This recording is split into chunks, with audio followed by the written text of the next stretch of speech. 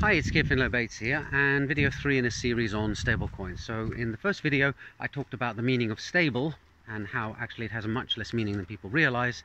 In the second video I talked about the most obvious way of creating a stable cryptocurrency by pegging it to a real world asset.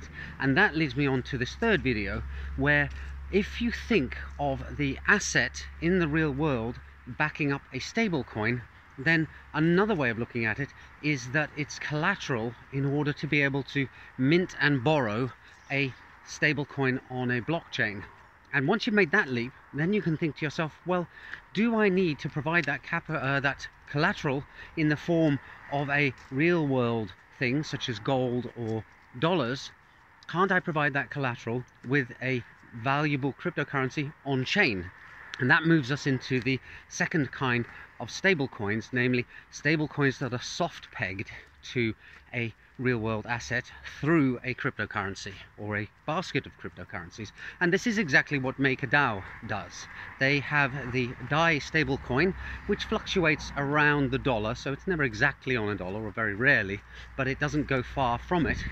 And what they have done at MakerDAO is they allow you to mint and borrow DAI by locking up cryptocurrencies. So you can lock up Ether, for example, in one of the MakerDAO contracts, and you have to provide a lot more than the amount of DAI that you want to borrow. This is called an over-collateralized loan. It provides insurance against the price suddenly plummeting and the DAI therefore no longer being properly backed. But it means that the DAI is kind of pegged to the dollar through a hop via a cryptocurrency. I hope I'm explaining this in a way that people are understanding here. So you have a cryptocurrency such as Ether. It has a dollar value. There are oracles on the blockchain that can inform contracts on the Ethereum blockchain what the current value of Ether is on the open market. And that means that you come along with your Ether, you lock up, say, $1,000 worth of Ether. Now you're allowed to create $500 worth of DAI, which is the equivalent of about 500 DAI. And that DAI then becomes the stable coin. And at the end of your holding this DAI and doing whatever you want to with it, you can buy back your original Ether, which means that if its price has gone up drastically, then you can still gain those profits, which you wouldn't be able to otherwise. I'm kind of getting sidetracked here. What I'm trying to do is dig down into the core thing about the soft-pegged stablecoins, which is the concept of using crypto assets rather than real-world assets. And there's one big advantage to using crypto assets, and that is the auditing can be done automatically. Everything is transparently available on the blockchain.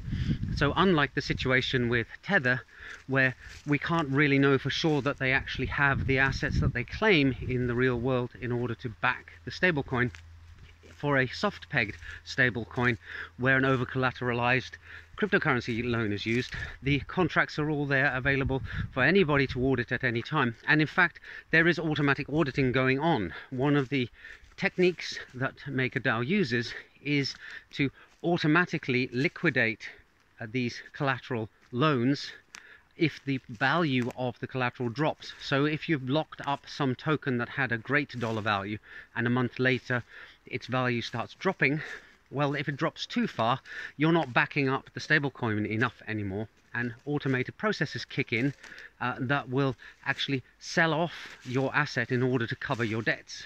And that's something that it's a much harder thing to organize in the real world, because a person has to actually go off and do that. An auditor has to come in and trigger an alarm, or a board has to sit down and decide that they're in trouble and to start winding up the company or something like that. On the blockchain with smart contracts, this kind of stuff can happen automatically.